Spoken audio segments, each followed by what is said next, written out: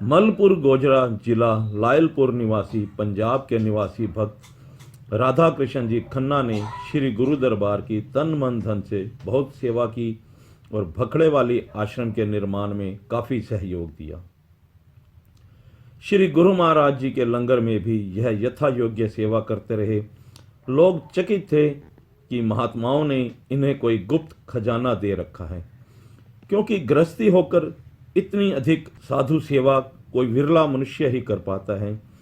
भक्त राधा कृष्ण जी धन संपत्ति और सुख ऐश्वर्य से पूर्ण सदगृहस्थ थे। श्री गुरु महाराज जी के आदर्शमय जीवन का इन पर कुछ ऐसा प्रभाव हुआ कि बस उन्हीं के होकर रह गए। पहले तो यह अपनी श्रद्धा और शुद्ध भावना अनुसार सेवा करते थे। आश्रम में लंगर की समस्त सामग्री इन्हीं के यहाँ से जाती थी। बाद में हिसाब करने पर यह अपनी ओर से भी सेवा कर देते थे। एक बार श्री महाराज जी ने भक्त राधा कृष्ण जी को कहा, पहले तो आप अपनी इच्छा अनुसार सेवा करते हैं, परंतु हमारा विचार यह है कि आप पुरातन रीति अनुसार अपनी शुभ कमाई में से एक निश्चित धन राशि सेवा में भेंट करें। जैसे पूर्व काल में सदग्रस्त अपनी आमदनी का 40वां अथवा 10वां भाग सेवा में अर्पण करते थे, इस प्रकार आप भी अपनी सामर्थ्य अनुसार सेवा किया करो। भक्त राधा कृष्ण जी ने तत्काल ही बड़ी प्रसन्नता पूर्वक श्री महाराज जी से प्रार्थना की, मैं अपनी आय का 10वां भाग सेवा में अर्पण करूंगा। श्री महाराज जी ने इनसे कहा, भक्त जी 10वां भाग तो बहुत अधिक है, आप गृहस्थी हैं, इसलिए 40वां अथवा उससे और कम सेवा करें। भक्त जी ने उत्तर दिया, श्री महाराज जी आपकी कृपा से मुझे सेवा करने में कोई कठिनाई ना होगी। एक बार इन्होंने कपास का व्यापार किया, जिसके फलस्वरूप इनको कई हजार रुपये लाभ हुआ। 2000 रुपये श्री महाराज जी की सेवा के बने। हिसाब करने पर 1500 रुपये लंगर की सामग्री के बने। अब भक्त जी को 500 रुपये जेब में से और निकालकर सेवा के लिए देने पड़े। तब इनके मन में यह संकल्प आया कि इससे तो पहले की ही सेवा अच्छी थी, जबकि मैं अपनी श्रद्धा अनुसार जितनी इच्छा होती थी भेंट कर देता था। बस इस संकल्प ने इनको चक्कर में डाल दिया। दूसरे वर्ष जब इन्होंने कपास का व्यापार किया तो इनको काफी घाटा पड़ गया। उस घाटे को पूरा करने के लिए इन्हें घर के आभूषण और मकान इत्यादि भी गिरवी रखने पड़े। जब श्री महाराज जी ने यह समाचार सुना तो भक्त राधा कृष्ण जी को बुलाकर पूछा, प्रेमी ऐसा होना तो नहीं चाहिए, आप तो धर्म की कमाई करते हो और गुरु दरबार की सेवा भी करते हो, फिर यह घाटा क्यों पड़ा? सत्य कहें कि सेवा के विषय में आपके मन में कोई ऐसा विचार तो नहीं आया? भक्त जी ने प्रार्थना की, महाप्रभु कृपा करके आप मुझे क्षमा कर दीजिए, अज्ञानतावश मेरे मन में सेवा के विषय में यही संकल्प उठा था कि पहले की सेवा अच्छी थी। इस पर श्री महाराज जी बोले, आप सब कुछ मेरा समझो तो हानि लाभ से आपको सुख दुख प्रतीत नहीं होगा। हमने तो आपको पहले ही कहा था कि 10वें भाग की सेवा आपसे नहीं निभेगी। भक्त जी ने श्री चरणों में विनम्र प्रार्थना की, सदगुरुदेव जी अब यह सब कुछ आपके अर्पण है। यह तन, यह मन, यह धन और यह परिवार, सबके मालिक आप हैं। भक्त राधा कृष्ण जी ने अपनी दोनों सुयोग्य और सुशील कन्याओं को भी श्री चरणों में भेंट कर दिया और स्वयं भी श्री महाराज जी से संन्यास भेष लेकर स्वामी ब्रह्म दर्शनानंद जी के नाम से प्रसिद्ध हुए। श्री महाराज जी ने उनकी दोनों कन्याओं को संन्यास भेष प्रदान करके संत दयाल कृष्णानंद जी तथा संत दयाल रामानंद जी के शुभ नाम से प्रकट किया। इनको 17 कार्तिक संवत 1990 विक्रमी तदनुसार नवंबर सन 1933 में संन्यास भेष मिला। अपने नियम अनुसार श्री महाराज जी ने इनको 3-3 वस्त्र ही दिए।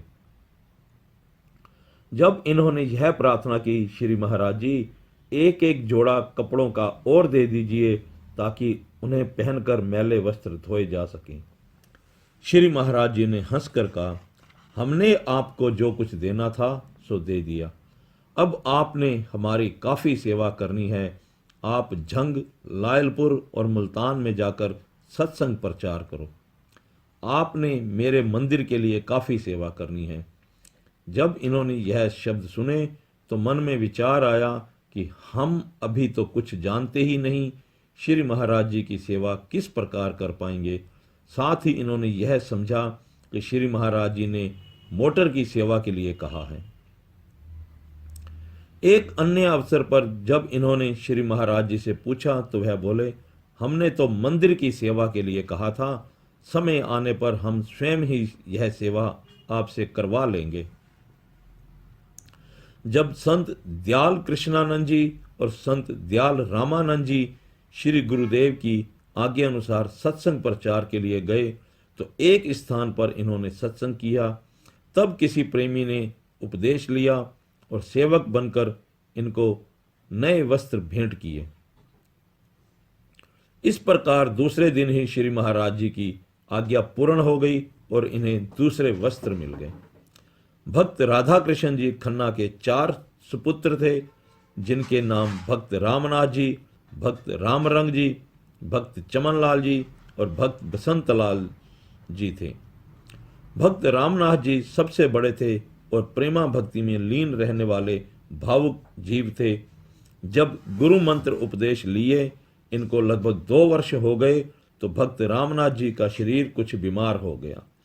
उन दिनों भक्त राधा कृष्ण जी जो किसी आवश्यक कार्य निमित्त लाहौर गए हुए थे, एक दिन श्री रामानाथ जी ने अपनी माता जी से कहा कि आप पिताजी को बुला लो क्योंकि अब मेरी तैयारी है। माता जी ने पूछा, बेटा कहाँ की तैयारी है? तब इन्होंने उत्तर दिया कि श्री महाराज जी आए हैं, मैं उनके साथ जाऊंगा। श्री महाराज जी कहाँ आए हैं? माता जी के ऐसा पूछने पर इन्होंने उत्तर दिया, यह देखिए, आपको दिखाई नहीं देते? यह शब्द सुनकर माता जी तनिक घबरा गई। दूसरे दिन भक्त राधा कृष्ण जी को लाहौर से तार भेजकर बुलवाया। इधर श्री रामनाथ जी ने कहा कि श्री महाराज जी ने मुझे 9 दिन की आज्ञा दी है। अब मैं उनके साथ 9वें दिन यहां से चलूंगा। भक्त राधा कृष्ण जी ने आकर इनकी चिकित्सा इत्यादि करवाई, परंतु देखने में तो शरीर दुर्बल होता गया, पर चेतन शक्ति दिन प्रतिदिन बढ़ने लगी। इस प्रकार 8 दिन व्यतीत हो गए। 9वें दिन भक्त रामनाथ जी ने प्रातः उठकर दातुन इत्यादि किया और सब परिवार को बिठाया। गांव के कुछ स्त्री पुरुष भी उनकी कुशल क्षेम पूछने के लिए आए। तब इन्होंने सबको बड़े जोर से कहा, यह देखो श्री गुरु महाराज जी आ गए हैं। अब मैंने उनके साथ आज 11 बजे जाना है। प्रसाद लाकर श्री महाराज जी को भोग लगाओ और शुभ दर्शन करो। भक्त रामनाथ जी पूर्णतः चेतनावस्था में थे, परंतु छोटे भाई श्री रामरंग जी व्याकुल होकर रोने लगे। इसके पश्चात मोहवश सब लोग रोने लगे। सबको रोते देख कर भक्त रामनाथ जी ने कहा, आप लोग रोते क्यों हैं? आप समझते हैं कि मेरी मृत्यु होने लगी है, परंतु खेद इस बात का है कि आप लोग यह नहीं जानते कि मैं तो श्री सतगुरुदेव महाराज जी के चरण कमलों में जा रहा हूं। माता जी ने कहा, बेटा मुझे भी साथ ले चलो। इन्होंने उत्तर दिया, अभी आपके लिए आज्ञा नहीं है। ठीक 11 बजे भक्त रामनाथ जी चारपाई पर तकिया लगवा कर बैठ गए और बोले, मैं तनिक ध्यान कर लूं। किसी ने यह रहस्य ना जाना कि यह ऐसा क्यों करते हैं। नेत्र मूंदते ही चेतन आत्मा सच्चिदानंद परमात्मा में लीन हो गई। इस दृश्य को देखकर सब लोग चकित रह गए। उस समय भक्त रामनाथ जी के शरीर की अवस्था लगभग 20 वर्ष की थी। भक्त रामनाथ जी की गुरु भक्ति का उनके सारे परिवार पर विशेष प्रभाव पड़ा। इस घटना के 2 वर्ष पश्चात भक्त रामरंग जी ने भी श्री महाराज जी के ध्यान में अपना शरीर त्याग दिया। जब कुछ समय संत दयाल कृष्णानंद जी को गुरु शरण में आए व्यतीत हो गया, तब एक दिन इनके शरीर के नाते से चाचा श्री तुलसी राम जी श्री महाराज जी के चरणों में उपस्थित हुए और कहा, भक्त राधा कृष्ण जी ने और तो जो कुछ किया ठीक किया, परंतु उन्हें अपनी दोनों युवा कन्याओं को इस प्रकार अर्पण नहीं करना चाहिए था। लड़कियों का तो विवाह किया जाना चाहिए था। चलो, भक्त जी ने अपने प्रेम वश उचित अनुचित का कुछ विचार नहीं किया, परंतु आप तो साधु थे, आप ही उन्हें समझाते कि इस प्रकार कन्याओं को अर्पण करना ठीक नहीं। श्री तुलसी राम जी की बात सुनकर श्री महाराज जी बोले, आप तो संसारिक व्यवहार की बातें करते हैं। यदि माता पिता अपनी कन्या का हाथ किसी घास काटने वाले के हाथ में भी पकड़ा दे तो उनको इसका अधिकार है। फिर वह घसियारा भी जिसका हाथ पकड़ता है उसका पूर्ण रूप से पालन पोषण करता है। आप निश्चिंत रहें। भक्त राधा कृष्ण जी ने यदि अपनी कन्याओं का हाथ मेरे हाथ में दिया है तो इसमें उन्होंने कुछ अनुचित नहीं किया।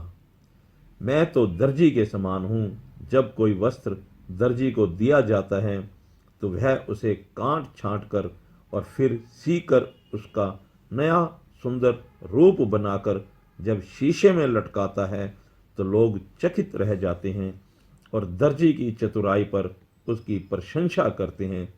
इसी प्रकार समय आने पर लोग देखेंगे कि यह दोनों कन्याएं आध्यात्मिक जगत में कितनी उन्नति करती हैं और परमार्थ का कितना अधिक कार्य करती हैं।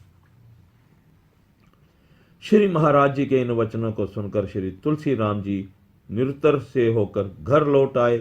इधर श्री महाराज जी के अमर वाक्य भला मिथ्या होने वाले थे। गुरुवाणी में संत वचन की महिमा वर्णन की गई है। साध वचन अटलाधा। कालांतर में श्री महाराज जी के वाक्य पूर्ण रूप से सत्य सिद्ध हुए और सत्य ही संत दयाल कृष्णानंद जी और संत दयाल रामानंद जी ने श्री गुरु दरबार का नाम उज्जवल किया। श्री तुलसी राम जी भी देश विभाजन के पश्चात भारत आ गए। यूं तो धन संपत्ति की उनके पास कोई कमी नहीं, परंतु उनकी एक कन्या है जिसकी अवस्था लगभग 35 वर्ष है, पर उसे ना खाने की सुधि है और ना पहनने की। जीव को कर्म फल तो अवश्य भोगना ही पड़ता है। कुछ समय पहले की बात है, श्री तुलसी राम जी अपने परिवार सहित जब श्री सदगुरु नगर में गए तो संत दयाल कृष्णानंद जी द्वारा निर्मित श्री गुरु दरबार के विशाल आश्रम को देखकर चकित रह गए। वहां की शोभा देखकर उन्हें सहसा श्री सतगुरुदेव महाराज जी के वचन याद आ गए कि एक दिन संसार देखेगा कि यह कन्याएं कितना अधिक सत्संग प्रचार करती हैं। श्री महाराज जी के चरण कमलों के भंवरे स्वामी दर्शन ध्यानानंद जी चक नंबर 45 जिला सरगोधा के निवासी थे। उनका पहला नाम श्री तख्त सिंह जी था। इनके बड़े भाई श्री इकबाल सिंह जी थे।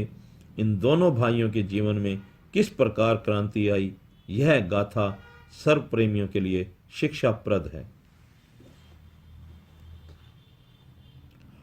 जब स्वामी निजात्मानंद जी चक नंबर 45 में आए तो श्री तख्त सिंह जी, जो कि बचपन से ही सनातन विचारों के व्यक्ति थे, ने स्वामी जी से उपदेश लिया। इनके बड़े भाई श्री इकबाल सिंह जी टिल्ला गुरु गोरखनाथ जिला झेलम की गद्दी के सेवक थे। श्री तख्त सिंह जी ने जब श्री स्वामी जी से उपदेश लिया और फिर जब श्री महाराज जी के पवित्र दर्शन किए तो इनकी दशा बहुत विचित्र हो गई। इनके मन में हर समय यही विचार रहता कि जिस प्रकार भी हो सके अधिक से अधिक व्यक्ति इस सच्चे दरबार से लाभ उठा ले। एक दिन श्री तख्त सिंह जी ने अपने बड़े भाई से कहा, आप भी श्री गुरु महाराज जी के सेवक बन जाइए। श्री इकबाल सिंह जी ने उत्तर दिया, अपने कुल गुरुनाथ संप्रदाय को छोड़कर तुमने बहुत गलती की है। मैं ऐसी गलती कदापि करने का नहीं हूँ। एक दिन श्री स्वामी जी ने सत्संग में यह वचन कहे, गुरु सो जो गौर विच करे चानन, परदा दुई द्वैत दा मीट देवे।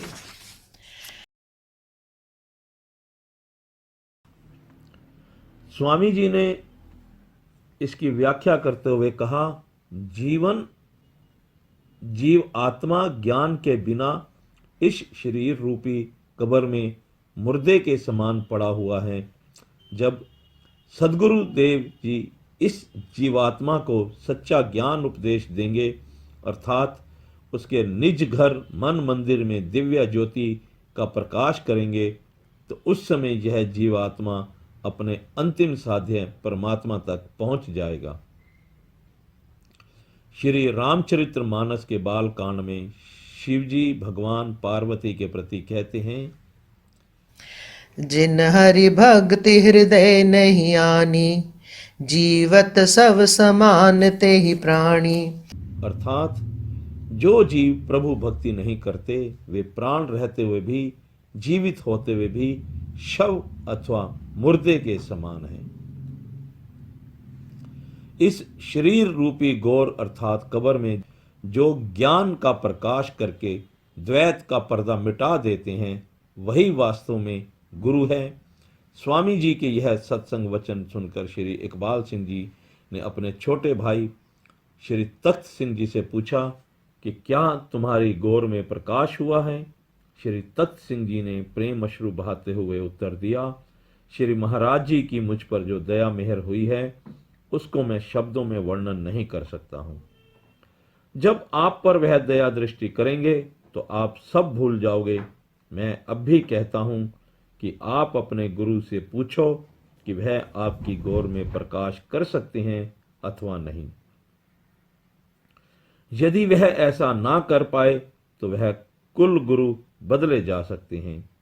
श्री तख्त सिंह जी की यह बात सुनकर श्री इकबाल सिंह जी अपने कुल गुरु के पास टिल्ला गुरु गोरखनाथ में गए। वहां जाकर उन्होंने यही प्रश्न किया कि गुरु तो वही है जो गौर में प्रकाश कर दे। आपसे हमें वह प्रकाश नहीं मिला। कुल गुरु ने उत्तर दिया, जितना हमें पता है सो बता दिया। वहां से श्री इकबाल सिंह जी निराश होकर चक नंबर 45 में लौट आए। तब एक दिन श्री तख्त सिंह जी के साथ वह श्री सतगुरुदेव महाराज जी के दर्शन करने के लिए भखड़े वाले आश्रम में आए। श्री महाराज जी के दर्शन से वह प्रेम मगन हो गए। आंसू बहाते हुए उन्होंने तख्त सिंह जी से कहा, श्री महाराज जी के दर्शन करके तुम अभी तक घर में बैठे हो? मैं अब घर लौटकर नहीं जाऊंगा। इतना समय मैंने व्यर्थ ही गवाया। अब आप घर जाकर अपनी भरजाई और बच्चों को संभालो। मैं तो एक क्षण के लिए भी अब उस घर में नहीं रहूंगा। मैंने तो अपना निज घर अर्थात सच्चा दरबार पा लिया है। इस प्रकार यह दोनों भाई सर्वस्व श्री चरणों में भेंट करके शरणागत हो गए। श्री तख्त सिंह जी ने लगभग सन 1929 में भखड़े वाले आश्रम में भगवा भेष लिया और स्वामी दर्शन ध्यानानंद जी के नाम से प्रसिद्ध हुए। स्वामी दर्शन ध्यानानंद जी ने गुरु दरबार की काफी सेवा की और श्री महाराज जी के शरीर शांत होने तक वह सदगुरुदेव जी के चरण कमलों में ही रहे। श्री महाराज जी के ज्योति ज्योत समाने के विषय में जब कोई बात पूछी जाती तो उनसे कुछ उत्तर ना बन पड़ता और वह केवल रोते ही रहते। अब उनका दिल इस संसार में बिल्कुल नहीं लगता था और वह कुछ बीमार भी हो गए। इस प्रकार सन 1937 में स्वामी दर्शन ध्यानानंद जी इस असार संसार को छोड़कर भखड़े वाली में निज स्वरूप में लीन हो गए। स्वामी दर्शन ध्यानानंद जी की गुरु भक्ति, सेवा और प्रेम भावना भी बहुत सराहनीय है। श्री महाराज जी की कृपा दृष्टि जिन पर भी पड़ी वे मंत्र मुग्ध से हो गए। स्वामी प्रेम रोशनानंद जी भी श्री महाराज जी के दीवाने और मस्त प्रेमी थे। इनका पहला नाम श्री करतार सिंह जी था। जब स्वामी निजात्मानंद जी चक नंबर 45 जिला सरगोधा में गए तो यह उस समय विद्याध्ययन कर रहे थे। इन्होंने स्वामी जी से शब्द उपदेश ले लिया। स्वामी जी ने इनसे कहा, आपको श्वासों का सिमरन अथवा अजपा जाप का उपदेश दिया है। देखना कोई श्वास खाली ना चला जाए। इनका भोला और दृढ़ प्रेम था। स्वामी जी के वाक्यों को शिरोधार्य करते हुए इन्होंने ऐसा ही करना आरंभ कर दिया और निरंतर भजन अभ्यास में लीन रहने लगे। अब घर वाले कोई काम इत्यादि बताते तो यह उनको उत्तर देते कि मुझे तो भजन सिमरन की आज्ञा हुई है, मैं सिमरन के बिना एक श्वास भी खाली नहीं जाने दूंगा। इस पर घर वालों ने इनको अनेक प्रकार के कष्ट देने आरंभ कर दिए। थोड़े दिन पश्चात इन्होंने श्री महाराज जी के पवित्र दर्शन किए तो सद्गुरु दर्शन से इनको मस्ती और आनंद बढ़ने लगा। अब इनका घर में दिल ना लगा और पढ़ाई छोड़कर श्री गुरु दरबार की सेवा करने लगे। इन्होंने चक नंबर 45 आश्रम की काफी अधिक सेवा की। लगभग सन 1931 में श्री महाराज जी भखड़े वाले आश्रम में विराजमान थे। उन दिनों आश्रम का निर्माण कार्य चल रहा था। सत्संग भवन के ऊपर कमरे इत्यादि बन रहे थे। श्री महाराज जी ने अपने सत्संग में कहा कि गुरु दरबार की नीच से नीच सेवा भी सेवक को अध्यात्म मार्ग में बहुत उच्च गति में ले जाती है। सेवा से मन का अहंकार नहीं होता, परंतु ऊंची सेवा सेवक के मन में अहंकार ला देती है। इसलिए प्रत्येक सेवक को चाहिए कि उसे गुरु दरबार की जैसी भी सेवा प्राप्त हो, उसे बहुत प्रेम और विश्वास पूर्वक करे। श्री करतार सिंह जी भी यह सत्संग सुन रहे थे। इन्होंने श्री महाराज जी के यह शब्द पल्ले बांध लिए। उस दिन से मिट्टी का गारा ढोने की सेवा करने लगे। यह सिर पर पगड़ी के ऊपर एक कपड़ा सा बांधकर गारे से भरा तसला कारीगरों को जाकर देने लगे। यह सेवा में इतने मगन हो गए कि इन्हें अपने शरीर की भी कोई सुधि ना रही। हृदय मंदिर में विराजमान सदगुरुदेव जी का ध्यान और भी सुदृढ़ हो गया। एक दिन श्री महाराज जी सत्संग कर रहे थे। श्री करतार सिंह जी बरामदे में एक खंबे के साथ खड़े होकर सिर पर तसला रखे हुए श्री महाराज जी का सत्संग सुन रहे थे। हजारों की संख्या में संगत सत्संग सुन रही थी। अकस्मात श्री महाराज जी की दृष्टि इन पर पड़ी तो यह एकदम समाधि अवस्था में चले गए। शरीर बिल्कुल अकड़ गया। बड़ी कठिनाई से इस दास ने और दूसरे महात्माओं ने इनको संभाला। श्री महाराज जी की आज्ञा अनुसार इनको दूसरे कमरे में ले जाया गया। यह निरंतर समाधि अवस्था में लीन रहे। एक एक करके पूरे 9 दिन व्यतीत हो गए, परंतु इनकी ध्यान समाधि ना टूटी। 9वें दिन इनको थोड़ी सुधि आई तो इन्होंने श्री महाराज जी के दर्शन करने की इच्छा व्यक्त की। श्री सदगुरुदेव जी उस समय सैर करने के लिए गए हुए थे। दास और एक अन्य महात्मा बड़ी कठिनाई से इनको संभालकर धीरे धीरे बाहर ले आए। इनकी आंखों में अभी नाम की मस्ती विद्यमान थी। दूर से जब इन्होंने श्री महाराज जी को आते देखा तो यह एकदम श्री महाराज जी की ओर दौड़े। शरीर निर्बल होने के कारण एकदम गिर पड़े। इनके गिरने से बहुत आवाज आई। दास ने समझा कि इनको काफी चोट लगी होगी। उधर जब श्री महाराज जी ने इनको गिरते देखा तो एकदम दौड़ते हुए आए और गुरुदेव सेवादारों की सहायता से इनको कमरे में ले गए। यह फिर समाधि अवस्था में चले गए। इस प्रकार 3 दिन और व्यतीत हो गए। इस बीच श्री महाराज जी ने आकर इनकी आंखें खोलकर कहा, करतार सिंह उठो, दर्शन करो। यह टिकटिकी बांधे श्री महाराज जी की ओर ही निहारने लगे। इनकी आंखें झपकती ही न थी। इस प्रकार पूरे 12 दिन पश्चात इनको थोड़ी शरीर की भी सुधि आई।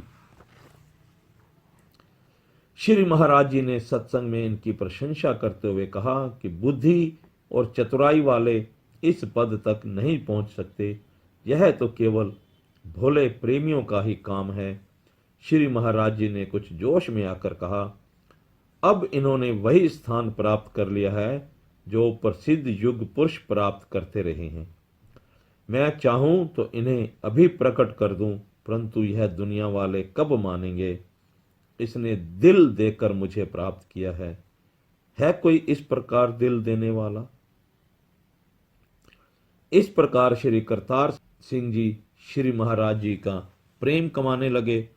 कुछ समय बाद इनको संन्यास भेष मिल गया और यह स्वामी प्रेम रोशनानंद जी के नाम से प्रसिद्ध हुए। अब भी जब कभी इनसे बात होती तो उसी मस्ती में आकर यह कहते हैं कि मैंने दिल देकर अपने दिलदार प्रीतम को अपने वश में किया है। स्वामी अखंड ब्रह्मानंद जी श्री गुरु दरबार के अनन्य प्रेमी हैं। इनके पिताजी, जिनकी अवस्था अब लगभग 80 वर्ष की है, वह भी गुरु दरबार के प्रेमी सेवकों में से हैं। श्री सद्गुरुदेव जी ने इन पर अपार कृपा करते हुए इन्हें स्वयं मोह माया के बंधनों से छुड़ाया था। स्वामी अखंड ब्रह्मानंद जी के पूज्य पिताजी लाहौर के समीप कसूर नगर में फोटोग्राफर का काम करते थे। एक दिन दाता दीनदयाल जी ज्योतिषी का रूप धारण करके इनकी दुकान पर आए और अत्यंत कृपा करके महाप्रभु ने इनका हाथ पकड़कर बीते समय की कुछ बातें बताई। तब इनके पिताजी ने प्रार्थना की, कुछ और भी बताएं। इस पर हृदय सम्राट ने कहा कि अगले महीने आपको पूर्ण सद्गुरु की प्राप्ति होगी। यह शब्द कहकर अंतर्यामी प्रभु चले गए। एक मास पश्चात जब इनके पिताजी अपने घर डेरा इस्माइल खां में आए तो उन्हीं दिनों श्री महाराज जी भी वहीं विराजमान थे। इनकी माता जी के कहने पर इनके पिताजी श्री दर्शन के लिए गए और जब चरण कमलों में सादर प्रणाम करके बैठने लगे तो श्री महाराज जी ने उनका हाथ पकड़कर कहा कि कसूर में ज्योतिषी ने आपको क्या कहा था। दाता दीनदयाल जी के यह वचन सुनकर वह चकित रह गए और सोचने लगे। फिर उन्होंने विनती की, श्री महाराज जी, आपको कसूर वाले ज्योतिषी का कैसे पता चला। श्री महाराज जी बोले, हम अपनी रूहों को शरण में लाने के लिए अनेक प्रकार के स्वांग धारण करते हैं। दाता दीनदयाल जी के यह वचन सुनकर उनके नेत्रों में आंसू धारा बह निकली और उन्होंने उसी समय श्री महाराज जी से नाम उपदेश ले लिया। कुछ दिन पश्चात प्रातः 4 बजे इनके छोटे भाई का जन्म हुआ। नियम अनुसार उस दिन भी इनके पिताजी श्री महाराज जी के दर्शन करने के लिए प्रातः 6 बजे श्री चरणों में उपस्थित हुए। तब गुरुदेव ने यह वचन कहे, योगीराज आ गया। यह सुनकर वह चुप रहे। फिर स्वयं ही श्री महाराज जी कहने लगे कि जिस लड़के का जन्म हुआ है वह योगियों का राजा है। यह लीला देखकर इनके पिताजी चकित रह गए और उन्होंने लड़के का नाम योगराज ही रखा। जब योगराज की आयु 11 वर्ष की हुई तब एक दिन पिताजी यह और योगराज सद्गुरु दर्शन के लिए गए। श्री महाराज जी ने योगराज से बहुत प्यार किया, जिसे देखकर कई महात्मा भी चकित थे कि श्री महाराज जी इस नन्हे बालक से इतना प्यार क्यों कर रहे हैं। कुछ दिन श्री दर्शन करके यह लोग घर लौट आए। जब योगराज की आयु 16 वर्ष की हुई तब एक दिन योगराज भजन करते हुए कहने लगा कि श्री महाराज जी आए हैं, मैं उनके साथ जा रहा हूं। इतने शब्द कहकर उसने शरीर छोड़ दिया। उसकी मृत्यु का उनके पिताजी पर बहुत प्रभाव पड़ा और वह हर समय उदास रहने लगे। एक दिन स्वामी अखंड ब्रह्मानंद जी और इनके पिताजी श्री महाराज जी के दर्शन करने के लिए चकोड़ी आश्रम में पहुंचे। जब इन्होंने दर्शन करने के लिए प्रार्थना पत्र भेजा तो श्री महाराज जी ने अपने सेवकों को आज्ञा दी कि अभी उन्हें बाहर बैठाओ, उन्हें एकांत में बुलाना है। थोड़ी देर पश्चात एक महात्मा जी आए और वह उन्हें अंदर ले गए। इन्होंने जाकर श्री चरणों में प्रणाम किया तो श्री महाराज जी ने इनके पिताजी से कहा, चिंता ना करो, आपका लड़का हमारे पास पहुंच गया है। यदि आप देखना चाहते हो तो हम उसे दिखा भी सकते हैं। परंतु यह प्रेमी चुप खड़े रहे। फिर श्री महाराज जी ने योगराज का नाम लेकर 2 बार आवाज दी तो एकदम योगराज भगवे वस्त्र पहने हुए दौड़ा आया और श्री सतगुरुदेव महाराज जी के सामने आकर खड़ा हो गया। इस पर श्री सतगुरुदेव जी कहने लगे, देखो क्या यही आपका लड़का है? यह प्रेमी उसे देखकर बहुत चकित रह गए। तब श्री महाराज जी ने योगराज से पूछा कि यह कौन है? उसने उत्तर दिया, यह मेरे पिताजी और बड़े भाई हैं। श्री महाराज जी की आज्ञा पाकर उसने इन दोनों को प्रणाम किया और 10-15 मिनट वहां बैठकर चला गया। उसके जाने के पश्चात महाप्रभु इन्हें संबोधित करके कहने लगे, अंतर केवल इतना ही है कि तुम्हारे पास योगराज गृहस्थी था और हमारे पास साधु रूप में है। जग तारण दाता दीनदयाल जी ने ऐसी अनेक विलक्षण लीलाएं दिखाई जिन्हें देखकर प्रेमी जन उनकी जय जयकार करते थे। हजरत ईसा मसीह और दूसरे कई अवतारी महापुरुषों ने भी कई ऐसे ही चमत्कार दिखाए। उनके आदेश से मुर्दे जीवित हो उठते थे। भक्त चानन दास जी कपूर भखड़ेवाली के निवासी थे। वह श्री गुरु दरबार के सेवक किस प्रकार बने, उसका वर्णन भी काफी रोचक है। इन्होंने भखड़ेवाली के रहने वाले श्री महाराज जी के किसी भोले भाले सेवक से गुरु मंत्र उपदेश धोखे से पूछ लिया और फिर उसकी कमाई करने लगे। तब इनके मन में बड़ा अहंकार आया कि यह विचार करने लगे कि जब अवसर हुआ तो कहूँगा कि बस यही आपका उपदेश है। पहले भी इन्होंने काफी तर्क वितर्क किया था। इस प्रकार कुछ दिन व्यतीत हो गए। एक रात को स्वप्न में इन्हें एक महाभयानक स्वरूप दिखाई दिया और वह इनकी छाती पर आकर बैठ गया। साथ ही उसने यह शब्द कहे, तुम ऐसे महात्माओं की निंदा करते हो, याद रखो यदि तुमने निंदा बंद ना की तो मैं तुझे समाप्त कर दूंगा। श्री चानन दास जी ने स्वप्न में ही आए उस भयानक स्वरूप से क्षमा मांगकर अपने प्राण बचाए। दूसरे दिन प्रातः मंगलवार था। उन्हीं दिनों श्री सदगुरुदेव जी भखड़े वाले आश्रम में ही विराजमान थे। इन्होंने जाते ही श्री चरणों में प्रणाम किया और श्री महाराज जी से गुरु मंत्र उपदेश धारण करके गुरु दरबार के सेवक बन गए। अंत में 40 वर्ष की अवस्था में संन्यास भेष लेकर मुनि अलख ध्यानानंद जी के नाम से प्रसिद्ध हुए। श्री महाराज जी के चरण रज उपासक स्वामी सुरत शब्दानंद जी गुरु दरबार के अनमोल रत्न थे। इन्हें सद्गुरु प्राप्ति कैसे हुई, यह गाथा अत्यंत लाभप्रद है। सन 1927 ईस्वी की बात है। श्री महाराज जी की पवित्र महिमा गुजरांवाला क्षेत्र में दिन प्रतिदिन बढ़ रही थी। उस क्षेत्र के भक्तों के हृदयों में यह उत्साह था कि श्री महाराज जी हमारे गांव में दर्शन देवें। यह प्रत्यक्ष देखने में आया कि सर्वसाधारण जनता में से पुरातन आत्माएं जिनका नाता श्री गुरु चरणों में अनेक जन्मों से था, वे भी श्री महाराज जी का पवित्र दर्शन करते ही सेवक बन गए। एक दूसरे से वे जीव कहते फिरे कि पहले भी इन महापुरुषों को देखा है, परंतु शरीर के पर्दे में पूरा निर्णय नहीं हो सका।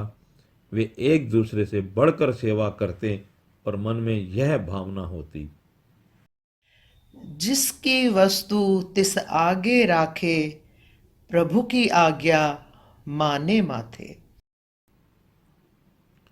वे जीव श्री महाराज जी का धन्यवाद करते थे कि दाता जी हमारी तुच्छ सेवा को स्वीकार करो। जैसे संत हरिदास जी का कथन है, बहुत जन्म बिछड़े थे माधो, ए जन्म तुम्हारे लेखे, कहे रैदास आस लग जीवा, चिर भयो दर्शन देखे। जैसे किसी जीव का संबंध पूर्व जन्म से श्री महाराज जी के साथ था, उन्होंने पहचान लिया। उदाहरण के रूप में जब कोई चिरकाल से बिछड़ा हुआ और संबंधी घर आए तो सबको अपनी भावना अनुसार खुशी होती है। इसी प्रकार वह लोग थे जिन्होंने दर्शन करते ही अश्रुधारा बहानी आरंभ कर दी। अनेक जीव ऐसे भी थे जिन्होंने गुरुदेव को केवल संत रूप जानकर दर्शन तथा सत्संग से लाभ उठाया। उन्होंने अपना प्रेम रूपी कुआं खोदना आरंभ कर रखा था और दूर से पाताल में जल आया देखकर प्रसन्न थे। इन्हें आशा थी कि पूर्णतः रूपी जल कब प्राप्त होगा। इसी प्रकार अपने अपने संस्कार से सब खोज करने लगे कि वह कौन सा भाग्यशाली समय आएगा जब हम उस दिव्य स्वरूप का दर्शन करेंगे। उन्हीं दिनों गांव बालेकी, जिला गुजरांवाला, पंजाब के भक्त श्रीमान लद्दा सिंह जी तथा भक्त बूटा राम जी, दोनों सगे भाइयों ने चकोड़ी आश्रम में जाकर श्री सदगुरुदेव जी के पवित्र चरणों में प्रार्थना की कि दयाल जी, दासों के घर भी पवित्र करो और अपने पावन चरणों की धूलि से हम पापी जीवों को कृतार्थ करो। बहुत दिन प्रार्थना करने के पश्चात प्रेम अवतार श्री दयाल जी ने कहा कि हम अमुक दिन आपके गांव बाले की अवश्य चलेंगे। श्री महाराज जी के इन पवित्र वचनों को सुनते ही प्रसन्नता के जयकारे लगने लगे। प्रेम भी एक ऐसी वस्तु है जिसको प्राप्त हो जाए वही जानता है। प्रेम न बाड़ी उपजे, प्रेम न हाट बिकाए, राजा रंक जो चाहे, शीस दिए ले जाए। बालेकी देखने में एक साधारण गांव था, परंतु प्रेम को पहचानने वाले अंतर्यामी प्रभु ने खूब देख लिया और दोनों प्रेमियों की प्रार्थना स्वीकार कर गांव बालेकी में पधारे। हिंदू मुसलमान जिसने भी एक बार सदगुरु का दर्शन कर लिया, वह मूर्तिमान होकर अपने घर का मोह भूल गया। अपनी अपनी कल्पना होने लगी और यह चर्चा थी कि साधु फकीर बहुत देखे सुने, परंतु यह कोई अद्भुत महान पुरुष हैं। आपने जिसकी ओर एक बार दृष्टि उठाकर देखा, वह आपका ही हो गया। आपका सत्संग उपदेश जहां विद्वान समझते थे, वहां विद्या से हीन व्यक्ति भी समझ लेते थे। एक ही वाणी से साधारण व्यक्तियों को चेतावनी मिल जाती थी। कई व्यक्ति यह कहने लगे कि इन महापुरुषों के पास ऐसा कोई जादू अथवा सिद्धि है।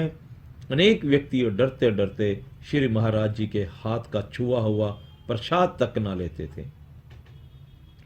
उनको यह डर था कि यदि सदगुरुदेव महाराज जी के हाथ का प्रसाद खा लिया तो घर से उदास होकर इन्हीं का होना पड़ेगा।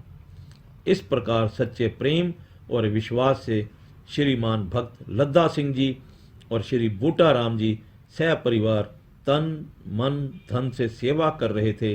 एक दिन उन्होंने प्रार्थना की कि दाता जी, हम आयु पर्यंत इस पवित्र दरबार की सेवा करेंगे। अब यह घर घाट अच्छा नहीं लगता। यह सुनकर सदगुरु दयाल जी ने कहा, देखो भाई, त्याग समय समय का होता है। आपके बाल बच्चे हैं और एक बूढ़ी माता है, उनकी सेवा करो और घर में रहकर ही अपना जन्म सुधारो। बाहर के त्याग से क्या बनेगा? यदि सुर्त संसारी बंधनों में फंसी रही तो पहले मन से त्याग करो।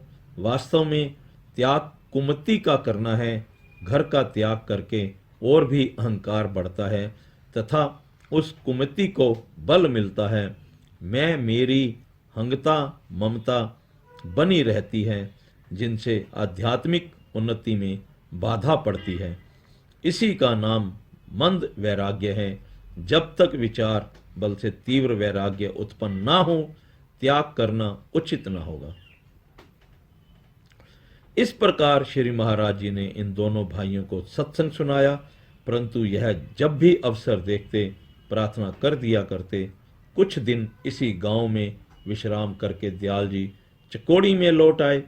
श्री महाराज जी को विदा करके इनको घर शमशान रूप दिखाई देने लगा। अब इनका घर रहना कठिन हो गया। तब यह श्री गुरु दरबार में जाकर विनती करने लगे। एक दिन भक्त लद्दा सिंह जी फूट फूट कर रोने लग पड़े और श्री चरणों में साष्टांग दंडवत प्रणाम कर दी। श्री सतगुरुदेव महाराज जी ने बहुत उठाया, परंतु रोते हुए भक्त जी ने प्रार्थना की, हे श्री सदगुरु दयाल जी महाराज, यह घर छोड़कर कहाँ जाऊं। श्री महाराज जी दयालु तो थे ही, भक्त के दुखी हृदय की करुण पुकार और सच्ची आवाज को पहचान कर उनकी विनती स्वीकार कर ली। जो काम लंबी चौड़ी प्रार्थनाओं से ना हो सका, वह काम उनके कुछ आंसू कर गए। उसी दिन से यह दोनों भाई परिवार तथा बूढ़ी माता सहित इस श्रेष्ठ दरबार में भेंट हो गए और दिन रात एक करके सेवा करने लगे। यहां तक कि सेवा में इनका मन भी लग गया। बच्चे और इनकी दोनों पत्नियां भी यथा योग्य सेवा करने लगी। समय पाकर इनको संन्यास भेष भी मिल गया। श्रीमान भक्त बोटाराम जी का शुभ नाम स्वामी ज्ञान हीरानंद जी हुआ और उनकी पत्नी का नाम संत शब्द धर्मानंद जी रखा गया। इनका शेष परिवार गृहस्थ आश्रम में रहा। बड़ा लड़का, जिसका नाम श्री भागमल जी था, वह अपने व्यापार में लग गया और इसी रूप में गुरु दरबार की सेवा की और आज तक कर रहा है। माता जी को भी संन्यास भेष मिल गया और उन्होंने भी यथा योग्य सेवा की। माता जी कुछ समय पश्चात सेवा और भजन अभ्यास करते हुए शरीर शांत कर गए। श्रीमान भक्त लद्दा सिंह जी का नाम स्वामी सुरत शब्दानंद जी रखा गया। इनकी सुपत्नी का नाम संत शब्द मुक्तानंद जी तथा बड़ी लड़की का शुभ नाम संत भक्ति धर्मानंद जी रखा गया, जो कि आज से प्रेम से गुरु दरबार की सेवा सत्संग द्वारा कर रही हैं, जिससे लोक परलोक दोनों ही बनते जाएं। स्वामी सुरत शब्दानंद जी इनके पिता रूप थे। इनका सत्संग उपदेश जिला मुल्तान पंजाब के गांव मखदूमपुर पहाड़ों वाली कुटिया में काफी था। सन 1947 ईस्वी में देश विभाजन और स्वतंत्रता प्राप्ति के समय हिंदू मुसलमान खूब लड़े, खून की नदी चली, विदेशी राज्य समाप्त हुआ और स्वदेशी राज्य का श्री गणेश हुआ। उन्हीं दिनों अगस्त सितंबर में स्वामी सुरत शब्दानंद जी अपने क्षेत्र में थे और अकस्मात मुसलमानों ने घेर लिया और अनेक हिंदुओं को मारा काटा। काफ़ी सेवकों को इन्होंने बचाया। तब उपकार करते हुए आप स्वयं मुसलमानों के चुंगल में फंस गए, तो मुसलमानों ने इनको गुरु का भेष उतारने, अपना नाम बदलने और मुसलमान होने पर जोर दिया। परंतु आप पर कोई भी प्रलोभन प्रभाव ना डाल सका। आपने स्पष्ट कह दिया कि मैं गुरु का पवित्र भेष नहीं उतार सकता, चाहे आप संसार के सब पदार्थ मेरे अर्पण क्यों ना करो। यह शरीर गुरु का है। यदि उसके नाम के पीछे बलिदान भी होना पड़े तो मैं अपने को भाग्यशाली मानूंगा। काल सिर पर सवार था। महात्मा जी ने अपने श्री इष्ट देव भगवान के ध्यान में मगन होते हुए समाधि लगा ली और तब उन दुष्टों ने उसी रूप में आपके शरीर का अंत कर दिया। यह सदा के लिए श्री चरणों में लीन होकर शांत हो गए। आप अपने सेवकों को सदा यही उपदेश देते थे।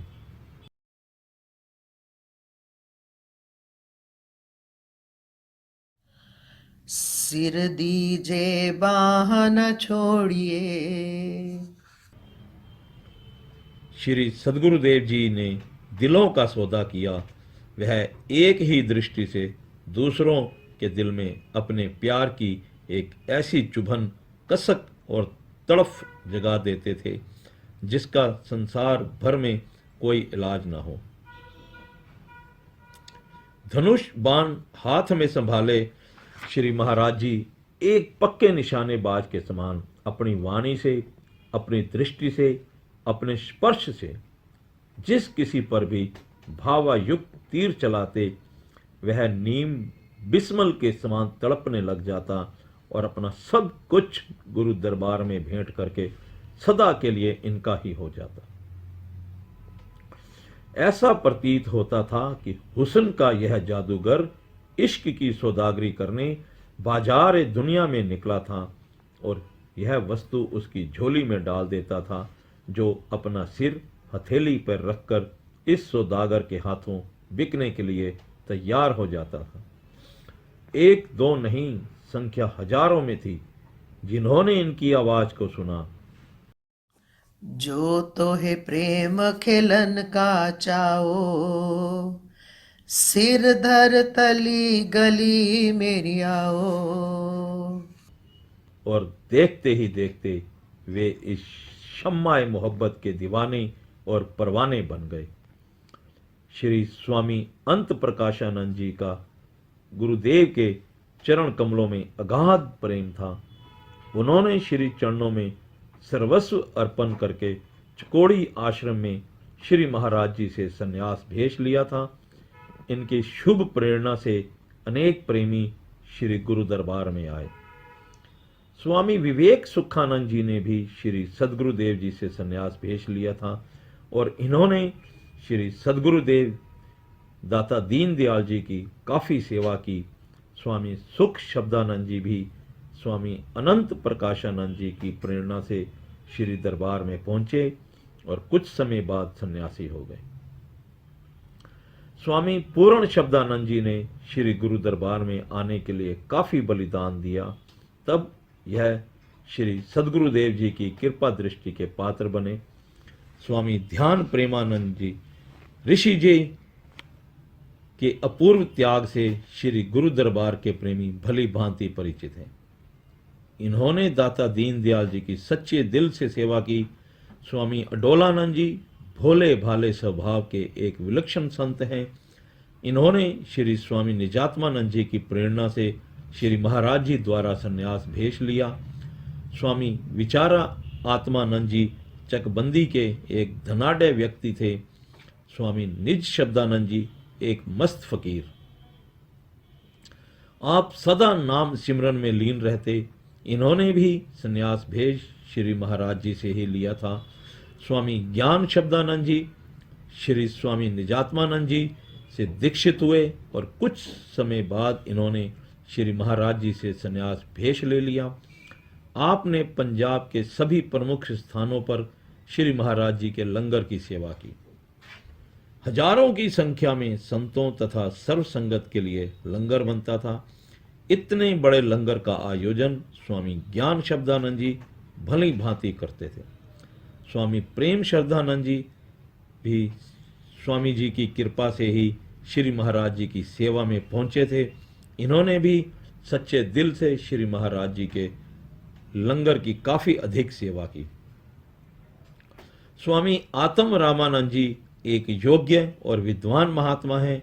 इन्होंने भी श्री महाराज जी की काफ़ी सेवा की और फिर संन्यास भेज ले लिया। स्वामी आत्म शांतानंद जी भी श्री महाराज जी के अनन्य प्रेमी हैं। स्वामी राम आत्मानंद जी श्री महाराज जी की कृपा दृष्टि के पात्र बने। स्वामी भक्ति प्रकाशानंद जी, स्वामी अडोल ब्रह्मानंद जी, स्वामी शब्द अलखानंद जी, स्वामी शब्द ज्ञानानंद जी, स्वामी निरच्छानंद जी, स्वामी अमर शब्दानंद जी, स्वामी ब्रह्म आत्मानंद जी, स्वामी शुद्ध प्रेमानंद जी, स्वामी अलख ध्यानानंद जी, संत अभेद कृष्णानंद जी, संत ब्रह्म अलखानंद जी, संत सुख रामानंद जी, संत योग अडोलानंद जी, संत योग अपारानंद जी, स्वामी ध्यान रोशनानंद जी इत्यादि ने पंजाब के भिन्न भिन्न स्थानों से भिन्न भिन्न समय में सद्गुरु शरण प्राप्त की। और भी अनेक संत महापुरुष हैं जिन्होंने श्री महाराज जी से संन्यास भेष धारण किया। उन सबकी गणना करने में लेखनी असमर्थ है।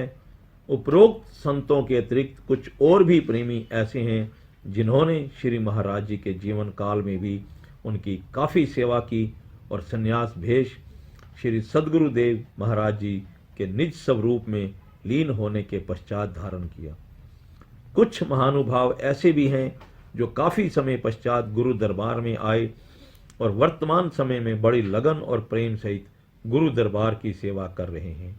इन महानुभावों में स्वामी दयाल शब्दानंद जी, स्वामी गुरु सेवानंद जी, स्वामी संतोष दर्शनानंद जी, स्वामी पूर्ण सेवानंद जी, स्वामी अखंड मुक्तानंद जी, संत भक्ति धर्मानंद जी, स्वामी विज्ञानानंद जी, स्वामी ब्रह्म ध्यानानंद जी, स्वामी शुद्ध आत्मानंद जी, स्वामी अभेद आत्मानंद जी, स्वामी अखंडानंद जी, स्वामी अखंड प्रेमानंद जी, स्वामी शिव ज्ञानानंद जी, संत अभेद ब्रह्मानंद जी, स्वामी ज्ञान दर्शनानंद जी, स्वामी अखंड कृष्णानंद जी, स्वामी संतोष ज्ञानानंद जी इत्यादि विशेष उल्लेखनीय हैं।